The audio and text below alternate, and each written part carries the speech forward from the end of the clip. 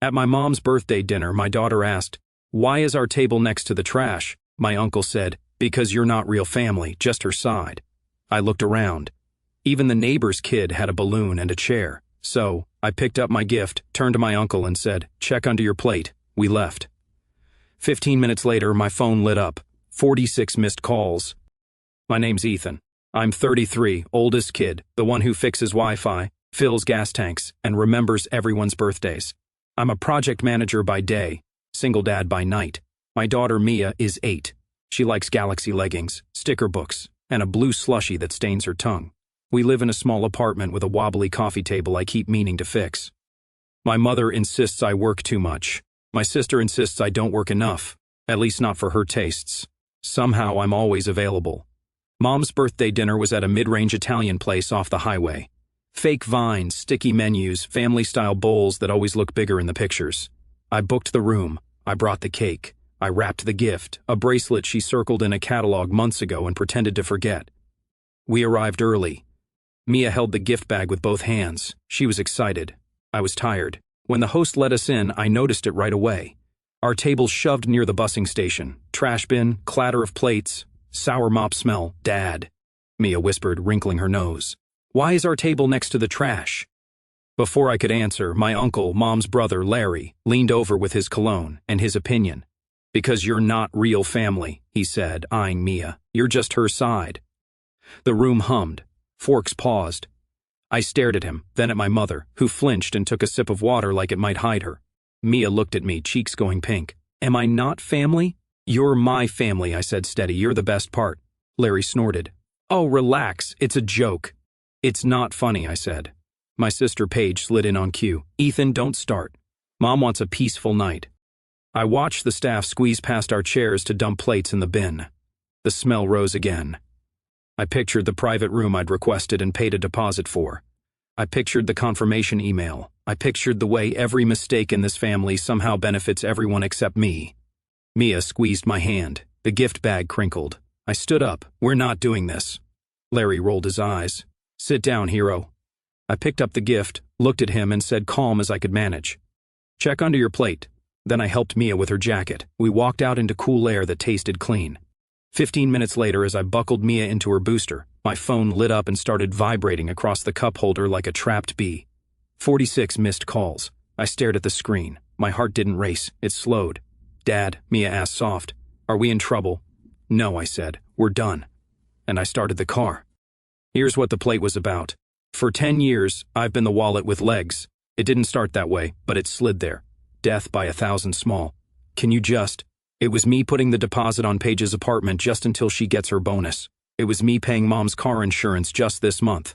It was me adding Larry's line to my phone plan because his job needs reliable service and you get family discounts. It was me picking up every bill at every dinner because you make more than us. Not rich, just organized. And apparently that means sponsor. When Mia was born, her mom and I tried to make it work. We didn't. We co-parent well enough. The custody schedule is boring and fair, and Mia is loved. That part is fine. The part that is not fine is the way my family talks about Mia's mother like she's a footnote and Mia like she's a guest pass. They never say step. They say her as in, are we inviting her family too? As if Mia has a detachable side.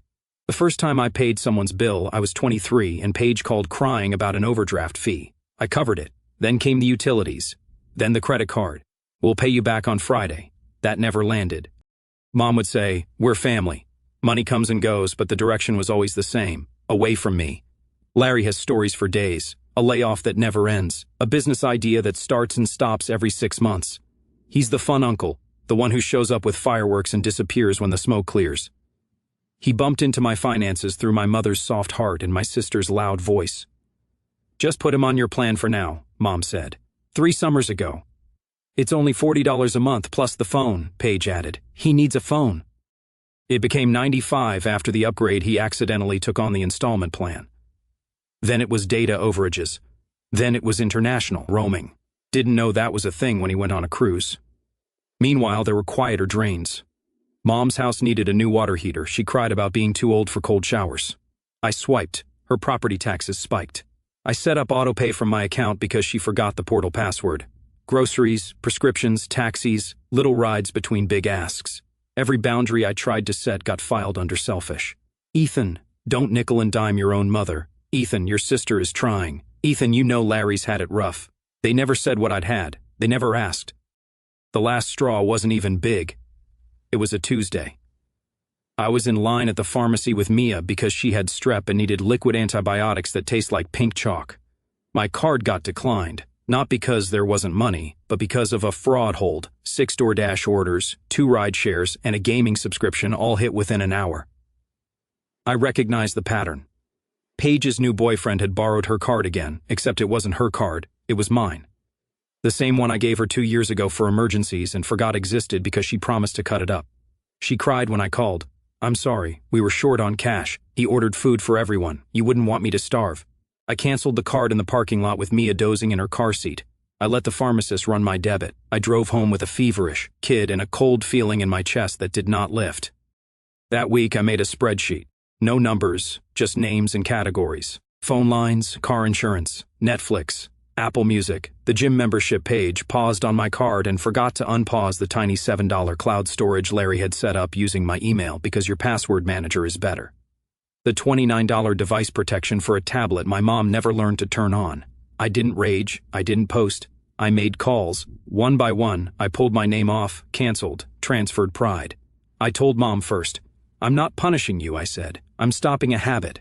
She sniffed. So, I raised a stranger. Mom, I pay for Mia. That's my job. I'm not everyone's bank. You think money makes you better? She said, I think it makes you dependent. She hung up. The birthday dinner was supposed to be a reset. I booked the private space so Mia wouldn't be jammed near a trash bin. I prepaid the base menu to make it simple. I even called the manager to confirm the layout. When we arrived and got shoved by the busing station, I knew someone had sweet-talked the reservation into something cheaper, smaller, easier for them. I knew where the extra seats went, too. When we walked in, I saw 2 neighbors I barely recognized at the nice end of the room with balloons and place cards. Mom, I said quietly, who invited the Nelsons? She looked at her napkin. They've been good to me. I looked at the trash bin. I looked at Mia. And then Larry opened his mouth. That's when I decided to flip the script. Not a blow-up, not a speech. Something cleaner. Earlier that day, I'd slid folded envelopes under every porcelain plate at the head table. Larry's had a photocopy of his phone installment agreement and a bright yellow sticky. Transfer request submitted. Effective tomorrow, line disconnected. Mom's had the car insurance policy page with my name removed and a prepaid card for the next month so she wouldn't be stranded. Paige's had a small silver key, the storage unit where I'd packed everything she'd bought using my card this year with invoices taped to boxes. A quiet ledger you can touch. Under my mother's plate, I'd left the bracelet. She could keep the gift. The enabling would stay with her, too. But the gift was mine to give. So when Larry said Mia wasn't real family, I didn't argue. I just said, check under your plate. And left. We didn't go far. I drove to the strip mall across the street and parked in front of the frozen yogurt place because Mia needed something good. She piled gummy bears and 3 kinds of sprinkles in a paper cup and ate in focused silence. I stared through the windshield at the restaurant door, waiting for the first ripple. My phone buzzed, then it vibrated like it was trying to bolt. First was Paige. Ethan, answer, what's this? Second was, Mom, what have you done? Then Larry, call me now. I turned the screen face down. Mia licked her spoon. Is Grandma mad? She's surprised, I said. People get loud when they're surprised. The calls multiplied. Unknown numbers. Cousins, a neighbor, the restaurant manager. I breathed. I had planned this carefully, but I hadn't planned for the part where my body would shake anyway. I texted one thing to the family group chat. I'll talk tomorrow. Tonight's for Mia. Paige responded in seconds. You ruined Mom's birthday. Larry jumped in. You tried to embarrass me. Didn't work. I already talked to the manager. Your little papers mean nothing. I typed slow. They're confirmations, not threats. Then I muted the thread. At home, I put Mia to bed to the software of her fish nightlight. She asked, did I do something wrong? I sat on the carpet beside her and told her the truth in 8-year-old words. Grown-ups forget how to be kind, I said. Tonight they forgot. That's not on you. She nodded like she understood more than I wanted her to. Can we sit at a good table next time? Always, I said.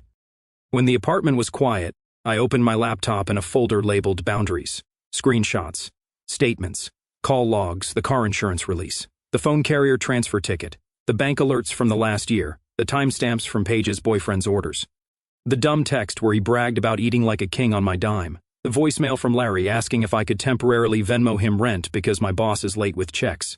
A boss he couldn't name. I wasn't going to post any of it, but I wanted the record.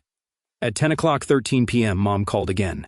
I let it go to voicemail. Then my phone flashed. Incoming FaceTime from Mom home. I almost ignored it, then pictured her face and picked up. She was in her car. The ceiling light made her look older. She didn't say hello. "You humiliated me," she said.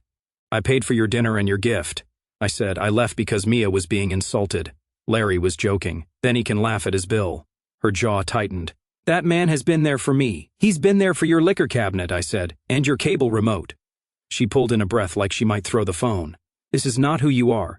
"It's exactly who I am," I said. "A dad first and a son who's done being a wallet." She stared.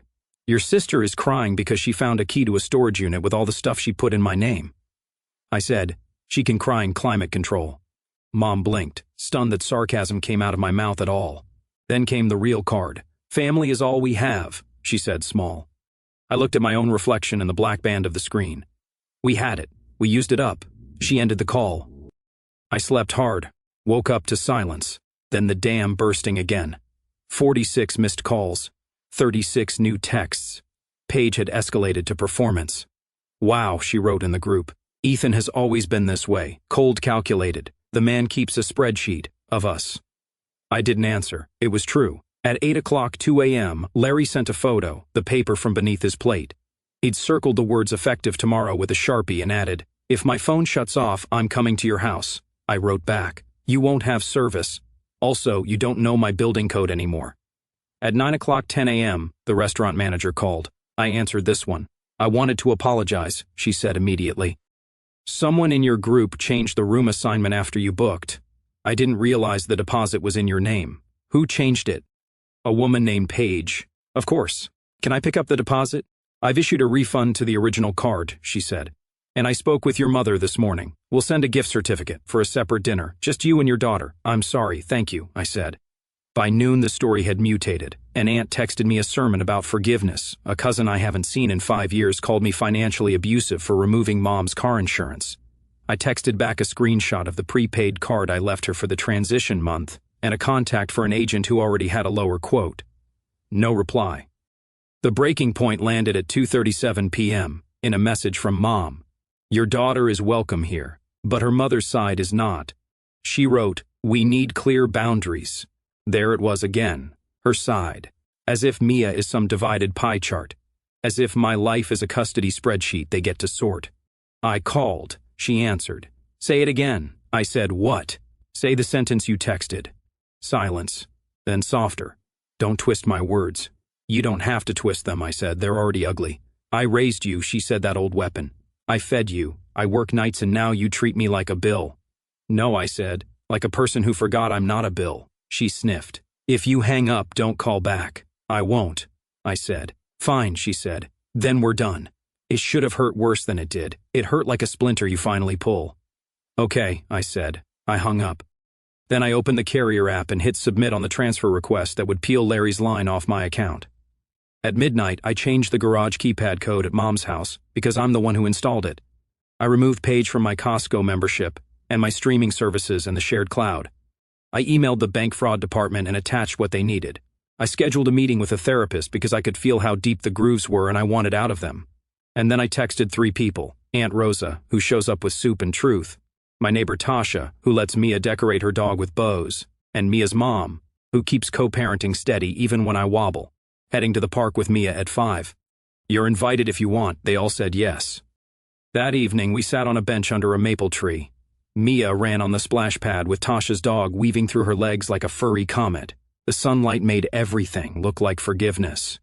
My phone buzzed on the bench beside me. I didn't check it. "Feels weird," I said to no one. "Feels right," Aunt Rosa said, handing me a napkin for the drip of melted popsicle on my knee. "Sometimes the only way out is to stop paying the toll." The first week after the dinner felt like detox. Day 1, silence from Mom, noise from everyone else. Paige flooded Facebook with a post about financial bullies and cold sons who forget who wipe their noses. I didn't respond. People who know me texted privately. "We saw the seat by the trash." One cousin wrote, "That was dirty." Another sent a photo I hadn't noticed.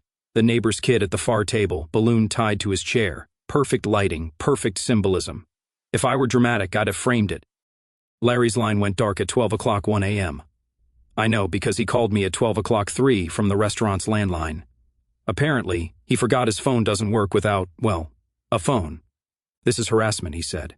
It's a bill, I said. He threatened, he bluffed, he sputtered. Then he switched to begging. I need it for work. The job you can't name, I asked. Uber, he said. You need a license for that, I said. Insurance. Neither is on your to-do list. Click. Day 2. Mom texted Mia directly for the first time ever. Grandma loves you. Mia, show me the phone. Can I say I love her too, she asked. Yes, I said, always.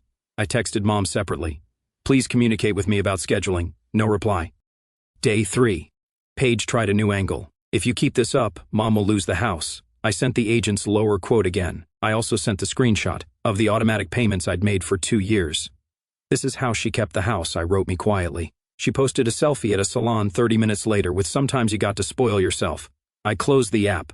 Day 4. My boss noticed I wasn't carrying the usual low-level static in my shoulders. Whatever you did, she said in our one-on-one, keep doing it. I laughed for real for the first time in days. At lunch, I Googled parent boundaries adult children and fell into a rabbit hole of threads where strangers made me feel less insane. None of them had my Uncle Larry, but most had a version of him. Day 5, Mom called. I let it ring out. She texted ground rules, she wrote. No partners at my events, only family. I read it twice, 3 times. My daughter's mother isn't trying to attend Mom's events. She's polite enough to stay away. But the message wasn't about logistics. It was a map of Mom's world. Tidy circles, blood on one side, everyone else on the other. Mia split down the middle like a pie chart. I typed and erased a dozen replies. I settled on the only one that mattered. If Mia isn't fully welcome, we aren't attending. Manipulation, she answered. Punishing me with your child. I put the phone down, I paced, I picked it up, it's parenting, no reply. Day 6. Aunt Rosa invited Mia and me over for spaghetti. We ate at a table that wobbled worse than mine. The sauce stained Mia's shirt. I didn't care. Rosa told me stories about my grandmother. Not the polished kind, the good kind. The time she had cash and flour because Grandpa gambled. The time she told the priest to mind his own business. You get that spine from her, Rosa said. Not from your mother that night. I wrote an email to Mom. Long, clear, simple language, no heat, I love you. I'm done funding anyone except my child. I will not attend events where my daughter is minimized. I will not explain or defend these boundaries in the group chat. If you want to talk, we can meet in a public place with a start and end time. I will pay for my coffee and mine only. I didn't send it. I saved it as a draft. Not everything has to be delivered. Day 7. Something shifted. Not out there, in here. The urge to fix, to appease, to stage manage, every reaction started to lift. I took Mia to the farmer's market and watched her sample every cherry tomato like a tiny critic. We bought a plant that will probably die on my windowsill. We named it Kevin to give it a fighting chance. At noon, my doorbell rang through the peephole. Larry. He cupped his hands around the lens like that would make me invisible. He had a new phone already. Someone else's problem, I guess. He knocked. He pounded. He shouted for the building to hear. Ethan, you're making this personal. I texted my building manager. He texted back on it. Larry left 5 minutes later when security asked him to. That afternoon, a different notification popped up on my phone. Refund issued, restaurant deposit, $250 back onto my card, small number, big breath. In the weeks after, the missed calls tapered. The group chat died down. The volume of my life dropped to a level where I could hear my own thoughts again. I saw my therapist twice. She didn't try to make me reconcile. She asked me to list facts. Fact, I paid for things because I was scared of being labeled selfish. Fact, they labeled me selfish anyway when I stopped. Fact, I am responsible for a child, not a clan. Fact, love that cost you your self-respect isn't love. On a Wednesday, Mom finally asked to meet. I agreed. Public place, start and end time. I brought a printed list, not to shove, not to win, just to keep the conversation from drifting into the usual fog. Mom arrived with a tight smile and a blue scarf. I remember from childhood photos. We ordered coffee. She didn't touch hers. I don't know who you are anymore, she said. I do, I said. It's new for me. She scanned the list. No money, no favors, no partners at events where I don't invite them. That third one is yours, I said. But we won't attend those events. She pinched the bridge of her nose. Larry needs help.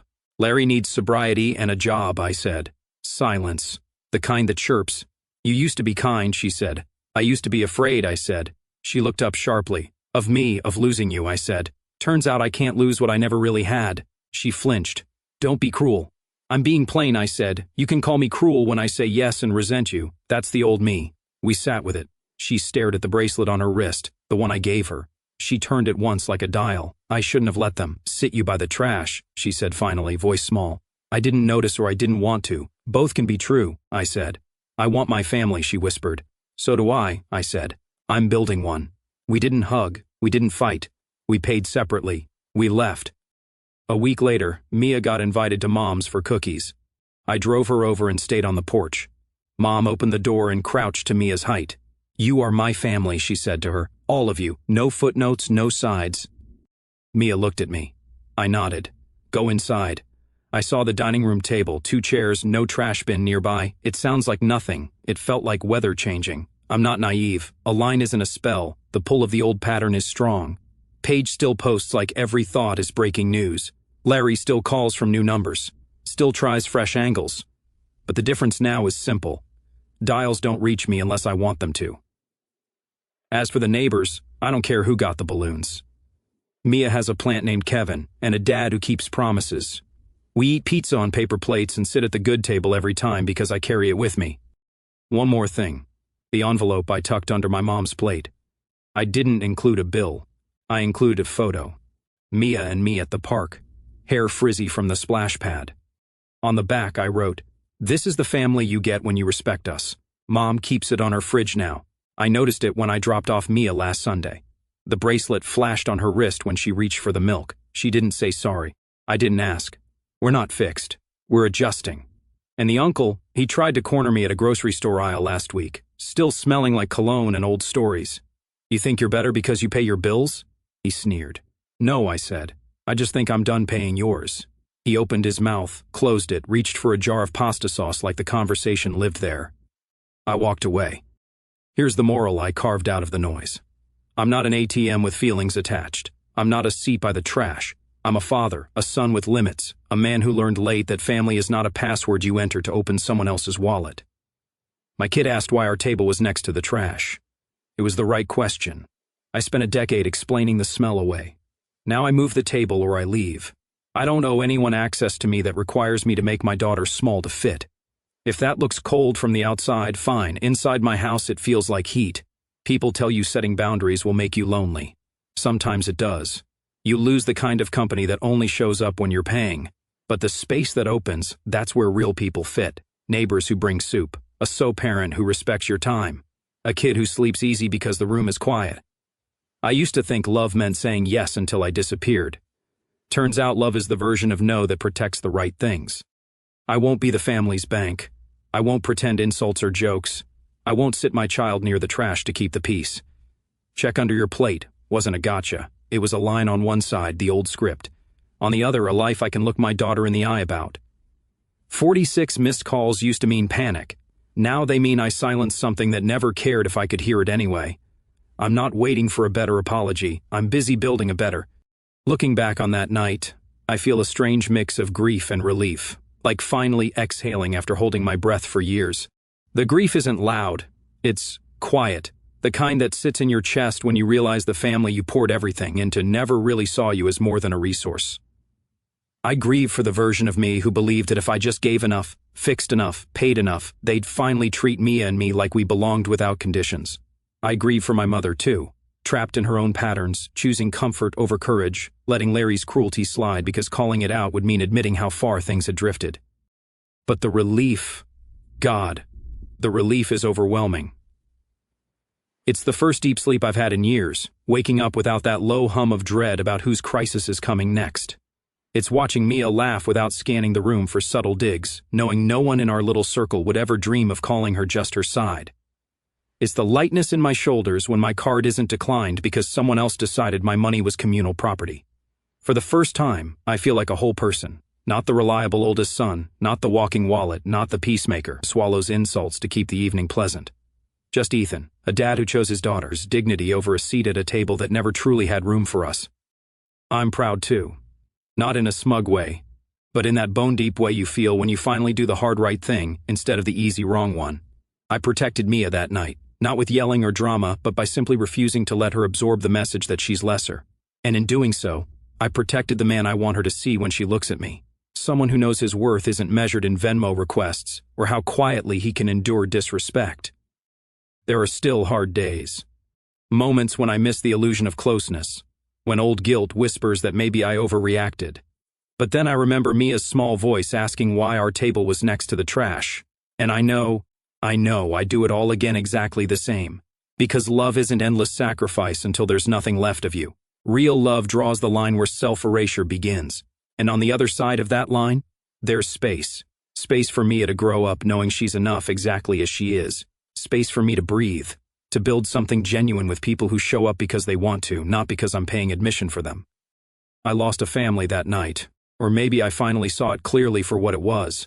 But I gained something irreplaceable, the freedom to build one that actually feels like home. And for that, I'd walk out 1,000 times over.